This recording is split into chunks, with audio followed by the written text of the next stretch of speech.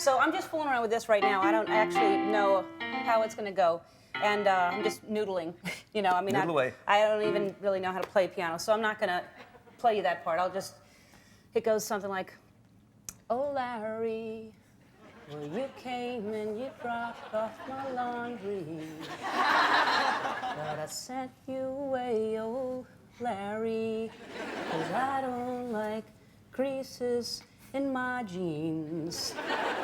And I hate them so much, oh, Larry. And then it would be like a, Larry. All right, okay. It's really great. You like it? Yeah. Yeah. Really, I mean, I could hold the note longer if you... That's okay. Yeah. Well, good. So you'll consider.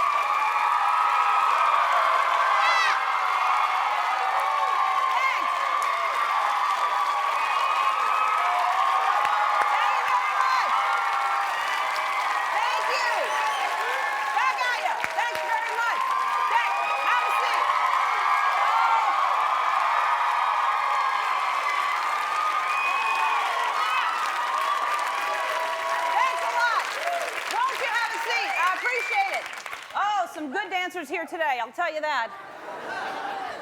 Thanks so very much. That's so kind of you. I appreciate it. Back at each and every one of you. I guess recently they ran my HBO special again, and so someone came up to me and said, hey, I love the HBO special, and what I love is you're so clean. And I thought, well, yes, I wash. No, they weren't referring to my hygiene. I don't curse, and in either, you know, on HBO, you're allowed to curse, you're allowed to do whatever you want, but I don't ever curse, although I want to emphasize that my skin was spotless. But I try not to curse, because, you know, and it's not like I don't curse. I want to, because people say, God, you're so clean, and it's not like I do curse. If I hit my thumb with a hammer or something, I'm definitely going to curse. I mean, damn straight I'm going to curse. And then... But generally, I keep everything G-rated. And some people, I find, won't curse ever, no matter what. They just grin and bear it. They'd hit their thumb with a hammer and then just go, I think my headache's gone now. And how do you not curse? You know, you're hurting. Some people will use other words other than cursing. They'll say things like, cheese and crackers, you know, which that just makes me hungry if I say something like that. I picture a nice plate of cheese and crackers in front of me and washing it down with a Pinot Grigio. Dang, that sounds good right now. Some people won't curse. They'll say other things like, oh, what in the Sam Hill was that? You know, which is actually what Sam Hill means is H-E double hockey sticks. Which also spelling doesn't help. Spelling, or if you whisper something, you know, you're still C-U-R-S-I-N-G. I don't know why they think that somehow we don't think you're cursing if you do that. Or if people take the first letter and then they add an ing to it, they add an ing. I mean, that's not clever. Everybody knows what you're essing. You know? Or if somebody puts an A in front of anything, I guarantee you it's not a compliment. Don't let them think it is. I want to go back to the old school expressions. Like, I want to bring back expressions like rats and nuts. You know, don't use them together. But I think that... Are you listening, Colin Farrell? Colin Farrell, he swears. Colin Farrell, it's hard for him to get through a sentence without swearing. I mean, the occasional swear word has its place. Sometimes you really need it to emphasize something, but not on TV. Colin was on and just cursing up a storm. You know, I mean, you can't get mad at him because he's so bleeping cute. He really is. But we had to fine him every single time, and it went to a good cause. It went to charity, but you can't swear on television. The FCC, which I don't know what that stands for, but I'm pretty sure it's something dirty. The FCC, they get mad. So I don't know. I just don't curse. But anyway, let's get this blankety blank show started. Play me something nasty, Tony.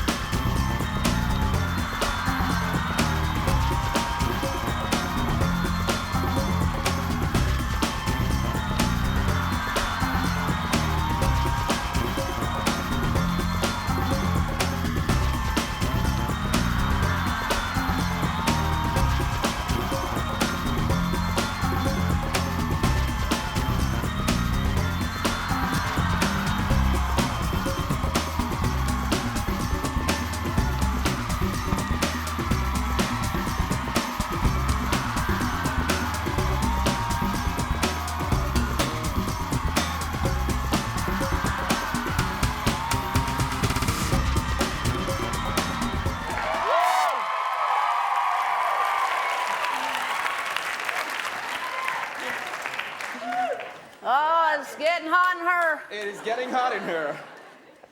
Oh, man. How about that? I was just back there talking to Barry Manilow, who's on the show right now. I'm a fan of Low. Oh, he's legendary. He's a Grammy winner. He's an Emmy winner. He's a Tony winner. He's a winner. He's got a new CD. It's a long title. It's Scores, Songs from Copacabana and Harmony. That's too long. I'm going to talk to him about that. People would just buy it if it just says Manilow. He doesn't need anything more.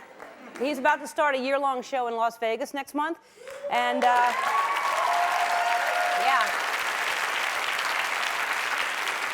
I bet that'll be great.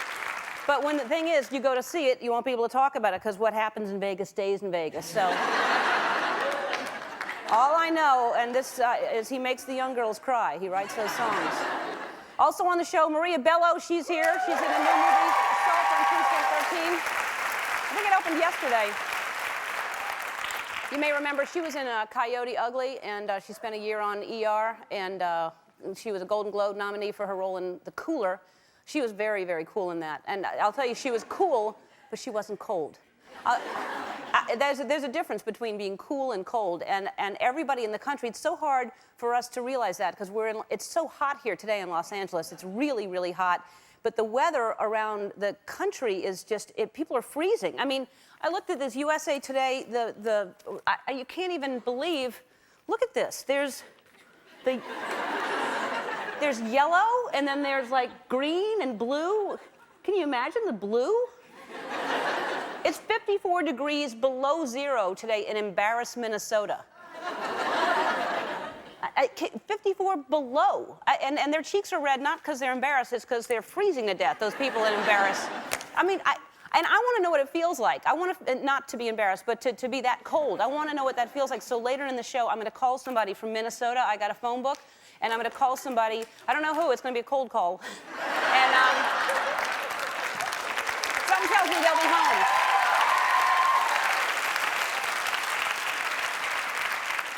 Because a lot of people are home now because it's freezing around the country, and we can't relate because it's so hot. So I've been asking everybody to send in pictures or videotapes showing us how cold are you. That's a new segment I thought I'd start, is how cold are you? And so if we like it, we're going to air it. And we actually got something recently, and so let's show you our clip of the day.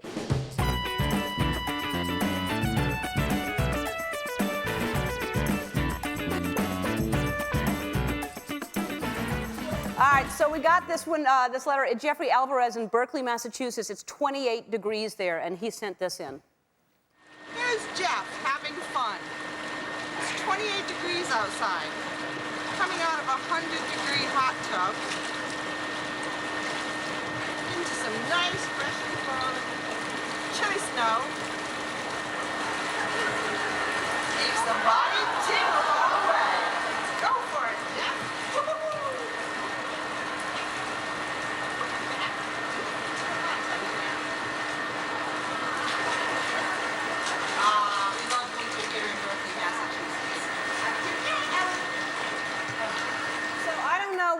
I don't know we can send Jeff, but maybe we can send the neighbors a higher fence. I think that... keep sending in your how cold are you, take some photos. We'll share your pain, because we're here for you, but more importantly, we're here.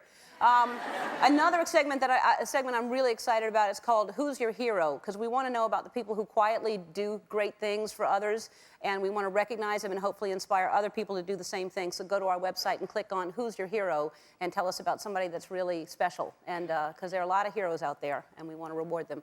I'll tell you, one of my heroes is my PA, Houston.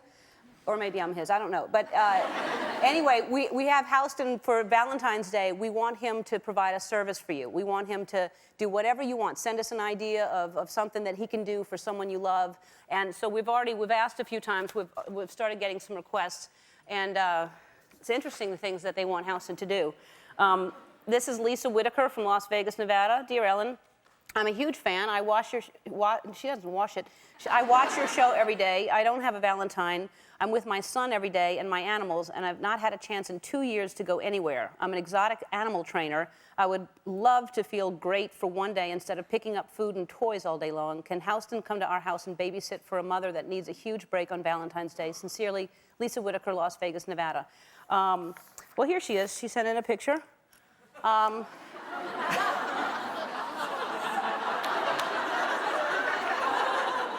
You know, they say there's nothing more fun than a barrel of monkeys. Although monkeys without a barrel looks kind of difficult. She looks like she's wearing a monkey coat, doesn't she? That's like... She looks more frightened than the monkeys, actually. The monkeys are calm, and she's just... I don't think she's ever held them before. That's...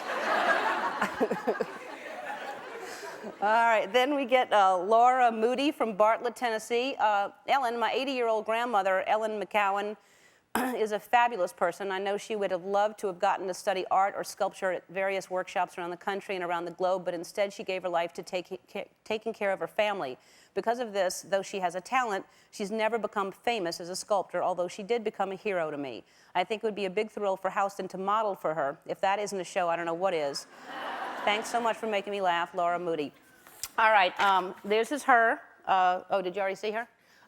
She's, and we would send, this is sort of what it would look like, probably.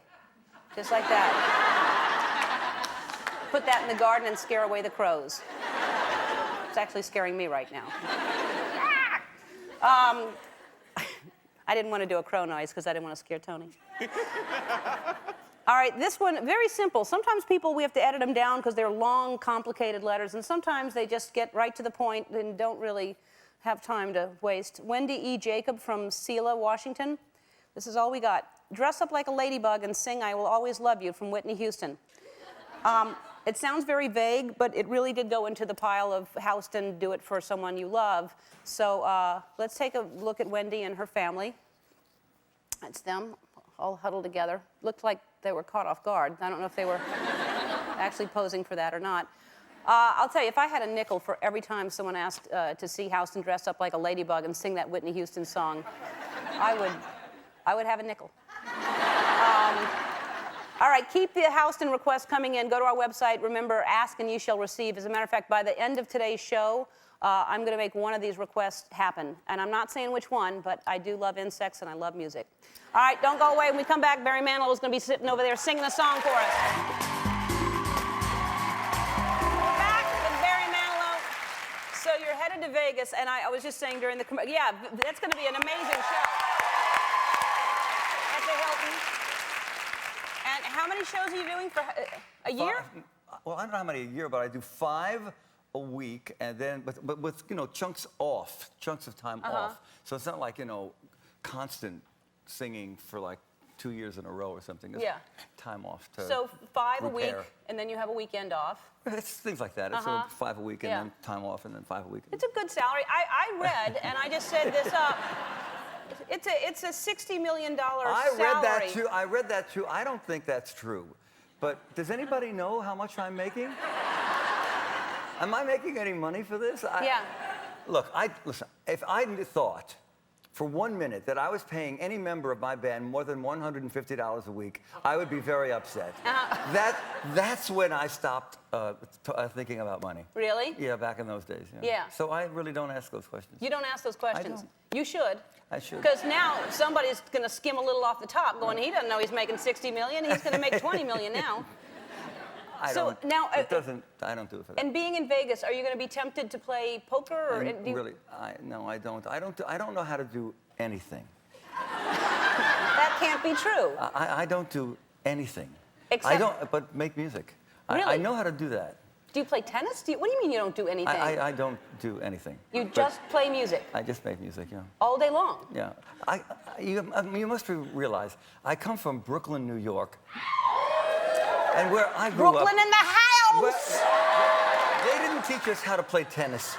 They didn't teach us how to play tennis. If you saw somebody with a tennis club walking in Brooklyn, you knew they stole it and they were going to hit you over the head with it. Well, first of all, I can tell you don't play because it's not called a tennis club. A tennis racket or whatever. It's a racket. Tennis racket. What do you mean a tennis club? That's what we call it in Brooklyn. Sorry.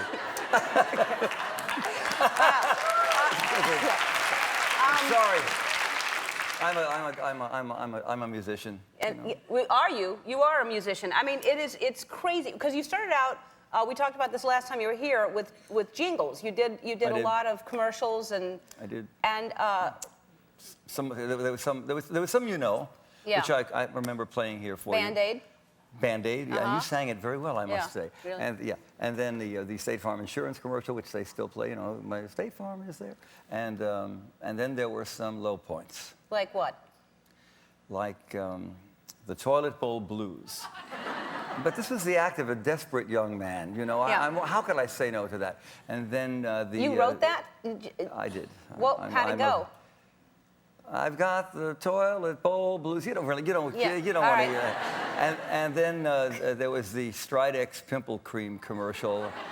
That wasn't too bad, you know. It wasn't too bad. Then they asked me to write a douche commercial, which I said no. I really, there's just so far you can sink, you know. Who sits down with a pad and a Really. pen and tries to write a song about For that? You know, anyway, nothing rhymes with douche. Yeah.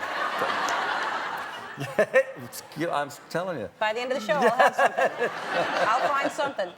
Oh, so you said no to that, no matter how desperate. Yeah, I couldn't do what. Yeah. It's disposable. I don't Yeah. know. What do you think? But look at you now. You come from that, like you said, from Brooklyn. You write jingles. You write all these hit songs that are, I mean, they really are. They go on forever. Copacabana, It's a Miracle, Mandy, Can't Smile Without You, Could It Be Magic, Weekend in New England, I Write the Songs, Daybreak, Looks Like You Made It, Ready to Take a Chance Again.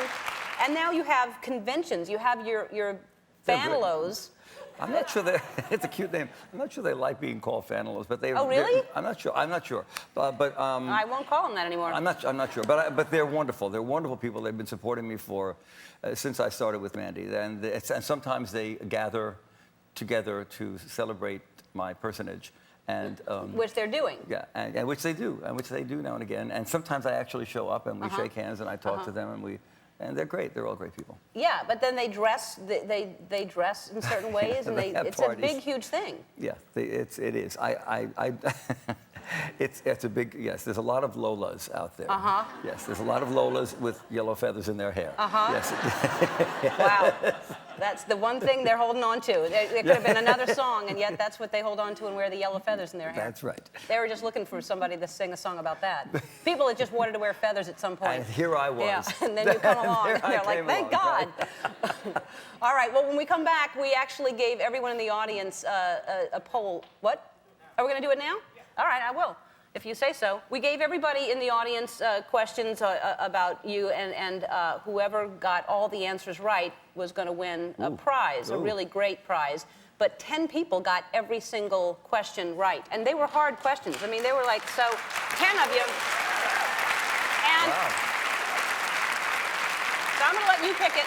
And whoever wins, whatever name you're reading, you're going to get 2 tickets to the concert in Las Vegas, 2-night stay at the Las Vegas Hilton, and a $100 gift certificate to the Barry store. So, before you, like, what kind of questions did you ask? Like, Well, the hard ones, I think. Yeah. How many CDs do you have? And 10 people knew how many CDs I had? 43 CDs, which is incredible.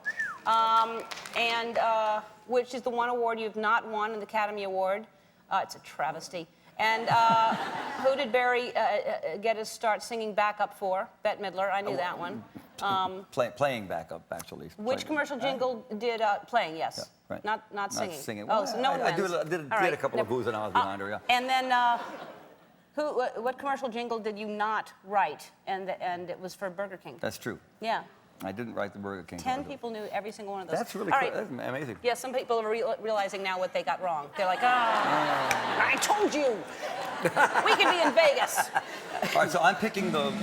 Yeah, you're going to pick the name. Okay, here I got the name. And the name is It's Christopher Terry from Orlando, Florida. Christopher Terry. Look at that. That's great. When we come back, I'll be calling the coldest city in the country. Don't go away. Welcome back. I'm sure you all know how cold it is in the rest of the country. I showed you on USA Today. It's 54 below zero in Embarrass, Minnesota, which is right around here, right there.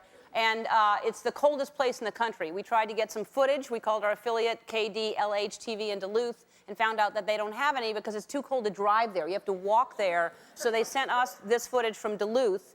So look, this is in Duluth, which is That's how the lake is freezing, but it's so much colder outside that the lake is actually, so it's a lot going on there. It's cold. All right, so it's -12 there, and you saw the breath coming out of, so it's 42 degrees colder than that in Embarrassed, so the breath must come out in ice cubes, I'm thinking. So I was thinking, what is it like to live where it's 54 below zero? In the North Pole, I believe, it's 30 below zero, so it's not even that cold in the North Pole. So what I did is I got a phone book, and I want to talk to somebody from there to see. It's still cold. It just flew out last night, and it's all right, I'm going to call this place in here Mostly Moose and More. That's what the name of the store is, Mostly Moose and More. Because I love the product and the dessert.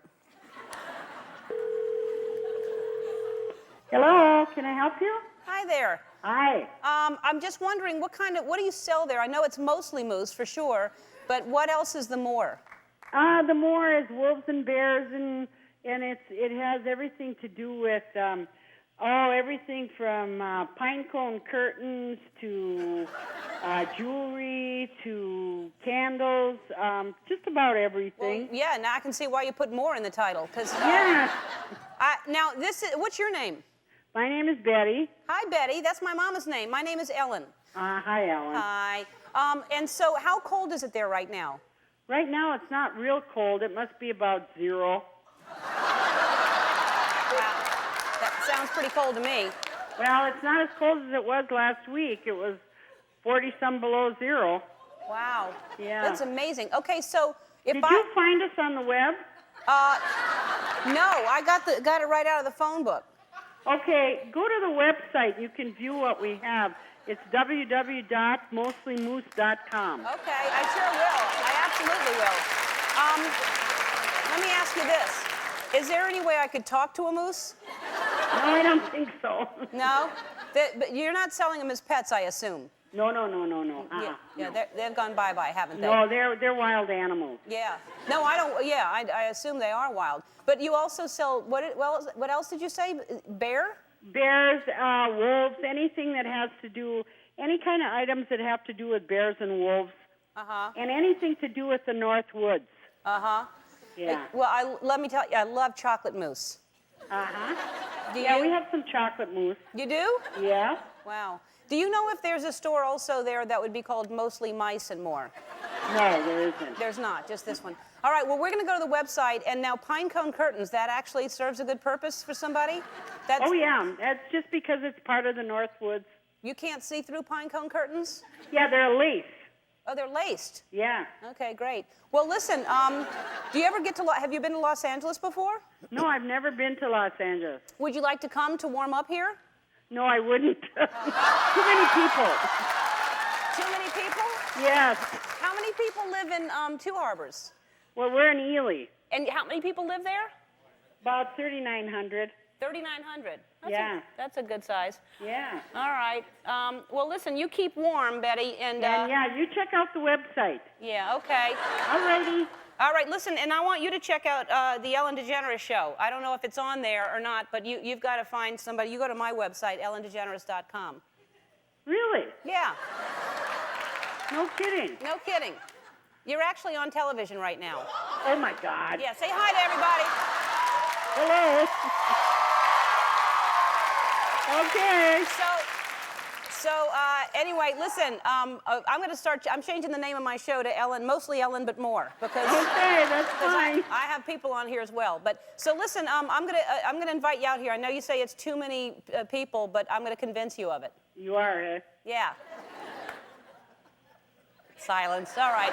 Alrighty. Well, good talking to you. You too. Bye-bye. Bye-bye. All right. Don't go away. When we come back, Maria Bello will be sitting here. Our next guest is currently starring alongside Lawrence Fishburne and Ethan Hawke in Assault on Precinct 13. Take a look. Please welcome Maria Bello.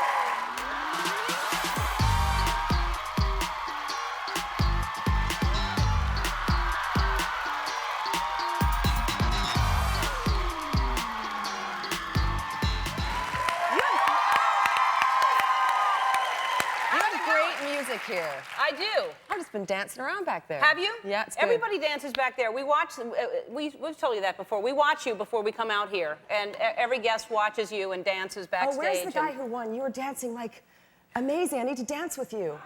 You were dancing up here and you won the Barry Manilow. He's over there. Oh, will you He dance won. with me one day? Yeah. Thank you. During, during the commercial. There's not a lot of men who really know how to lead, I found. Yeah. You know, dancing-wise. There's some guys that show up here that are amazing dancers. Really surprising. Huh. Yeah, really good dancers. That's really great. At first, I didn't know what you were wearing when you walked out. I was confused, but it's a smock and jeans. I wouldn't say smock. Well, then I won't. It's a Buddhist monk, nun, something or other. But it's not really. It's from a designer who sells it very expensively, calling it a Buddhist monk. Which is what the Buddhists want, is something very expensive. That's yeah, simplicity, but really costly. And your hair is cute. It's all risky, but it's good. I like it. I don't think it's terribly risky. For me, it is. Is it? Yeah. Would you do it? No. Do the little sticky uppy things? That's when I'm washing my face. My hair looks like that, and I mean that's what I do. I love it. I'm not. I swear to God, I love it. I really mean that. It's a compliment. I think you look great. I would look like that and go, oh, I got to put a sweater and a button-up shirt on or something like that. I get it. Where are you from? Philadelphia originally. Yeah, yay Philly, the Eagles! Yeah. I have to be able to say on air, if anyone can get me tickets, my father and my two brothers, to the Super Bowl, if the Eagles win, please, dear God. Okay. That was a beg. Yeah. Did they come out for the premiere? No, we didn't have a premiere actually for this particular movie. The first time ever. So my mom and my dad and my grandmother went out in Philadelphia. There's a snowstorm. It's like 50 below. To see the movie for the first night tonight. And my mother just calls me. I'm backstage. She's like, Marie, for 10 minutes we were weeping in the middle of the movie because I tend something kind of violent, some stuff happens to me. I hear it's violent. And she just said, we just want you to know now, we'd rather you be naked. And you and your dad, speaking of I can't believe you did this. You had a bonding experience? We did, you know, this is shocking to me. Your parents must be like... My parents are really fun and funny. And cool. My dad is 62. He's never had a tattoo in his life. I've never had a tattoo. We decide this is what we're going to do together. We're going to get tattoos together. So I get like a How little... weird is that? You go to get a tattoo with your dad. We did. We like went to the corner bar, had a couple of beers, some shots of Jack Daniels, went across the street to the tattoo parlor. I get a tiny little something that's a bit of a secret that I have on my bottom. On my bottom? Not on my bottom. Well, you said your bottom. And my dad said, I'm going to get something that I would love to die with. There's only one thing I know I would like to die with. The Philadelphia Eagles. And a big emblem of the eagle, the Philadelphia Eagles, on his arm. Well, now he's going to get tickets to the Super Bowl if they win. How can you not give somebody that would do that? Like, right. Yeah. This is what I'm saying. And what did you get? You won't say? I won't say. It's tiny? It's tiny. Yeah. All right. Right? Yeah. And that was your first tattoo? Do you have one? No, I don't. Oh, why? Why? Commitment? I don't like pain. Oh. That's why. Simple explanation. No, I mean, no, I'm not interested in having a needle for any reason in my arm, much less paying someone for it and shooting ink into it, and it's there forever, and at some point it gets lower, you know. It changes into a different thing. Anyway, thanks for being here. Assault on Precinct 13 is in theaters now. Barry Manilow is going to perform again after this. Don't go away. We'll be right back. I want to thank Barry Manilow and Maria Bello. Tomorrow, Minnie Driver and Treat Williams will be here. And now to send us out, our first installment of Have Houston Do It for Someone You Love, performing the Whitney Houston smash hit, I Will Always Love You. Please welcome Houston Rose.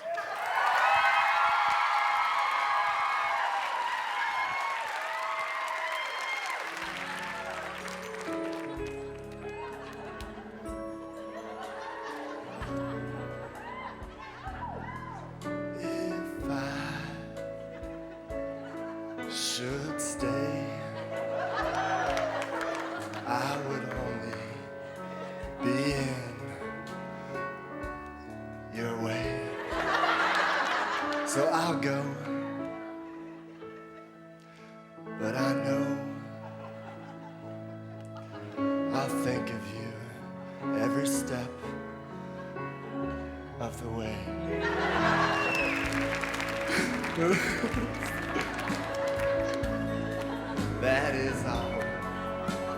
I'm taking with me